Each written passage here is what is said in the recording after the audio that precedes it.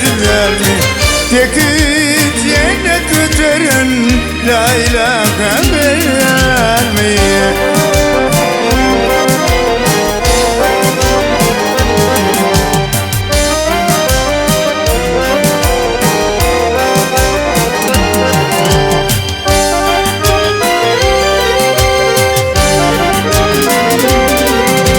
Bilmez geçer akmaklık, bilmez geçer akmaklık, gayrı bulsa çekmeklik ve de yaşın dökmeklik, kadir hakarlarlık ve de yaşın dökmeklik, kadir hakarlarlık.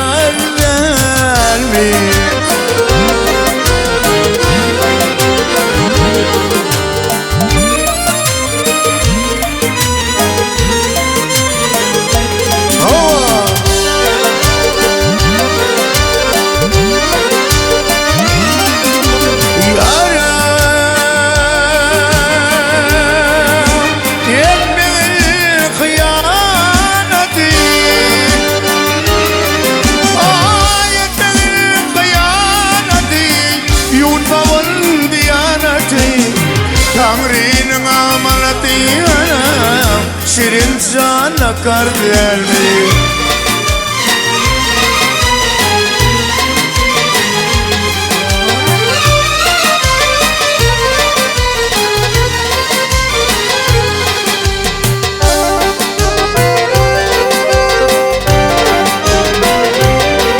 Ey mağtum ulu kovamı,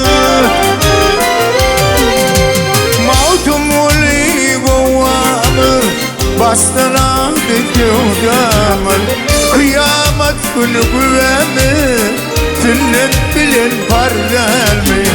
Kıyamet günü güvemi, sünnet bilen parlar mı? Hey gözde yaşın dökmeklik, kadir hakarlar mı? Tanrı'nın amanatıyla şirin canla kalpler mi? Hey